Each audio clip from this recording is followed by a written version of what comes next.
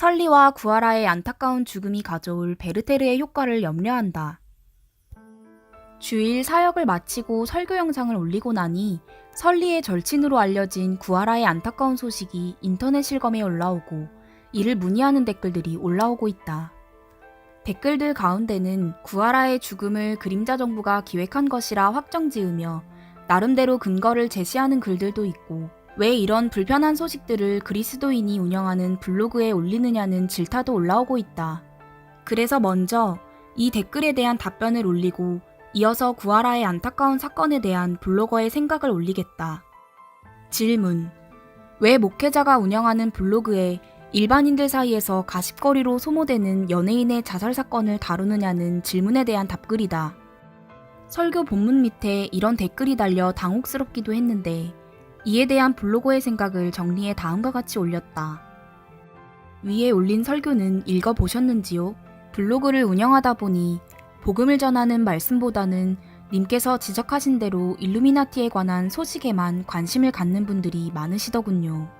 그동안 역사의 뒤안길에서 숨어 활동하던 불법의 비밀들이 대한민국 안에서도 공개적인 활동을 시작한 것을 보면 주의 오심이 임박한 것으로 보입니다.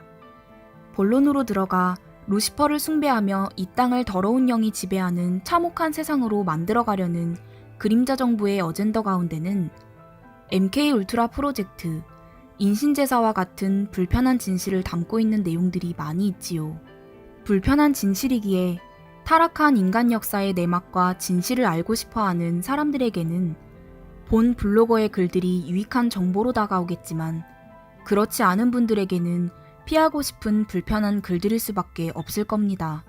문제는 조만간 은혜의 시대가 끝나고 이 땅에 적그리스도의 나라가 펼쳐지면 이 블로그에서 다루고 있는 음모론들은 아이들의 동화처럼 느껴질 정도로 참혹한 세상이 펼치게 될 것이라는 사실이지요. 이런 사실을 알리는 것이 이 블로그가 운영되는 목적이기도 하지요. 그리고 님께서 지적하신 대로 본 블로그에서 작성된 글들이 복제되어 일반 대중들 사이에서 흥미를 끄는 가십거리로 소모되는 경우도 있으나, 이런 글들을 통해 지금이 어둠의 세력이 득세하고 하나님의 심판이 가까운 마지막 때임을 깨닫고 하나님 앞으로 돌아오는 분들도 많이 계시지요. 저희 교회만 해도 블로그의 글들을 보시고 교회를 찾아왔다가 예수를 믿고 세례를 받은 분들이 여러 분 계시지요. 하지만 이런 설명에도 블로그의 글들을 대할 때 진실보다 불편함이 더 크게 느껴지신다면 그냥 무시하고 지나가시기 바랍니다. 아마도 8년 동안 유지되던 블로그의 운영 방침이 바뀌지는 않을 겁니다. 이제는 본격적으로 구하라의 사건에 대한 블로거의 생각을 피력하고자 한다. 결론부터 말하자면 구하라의 안타까운 사건은 그림자 정부의 기획이라기보다는 설리의 안타까운 죽음이 몰고 온 베르테르의 효과로 보는 것이 맞을 듯 싶다. 작년 안에 사귀던 남자친구와 헤어지면서 많은 어려움을 겪었던 구하라가 올 5월에는 자신의 집에서 자살을 시도한 사건이 있었는데, 이후로 일본으로 건너가 가수로서의 활동을 시작하면서 어려운 순간을 넘기는 듯 싶더니 절친인 설리의 급작스런 죽음으로 삶에 대한 의지를 내려놓은 것으로 보인다.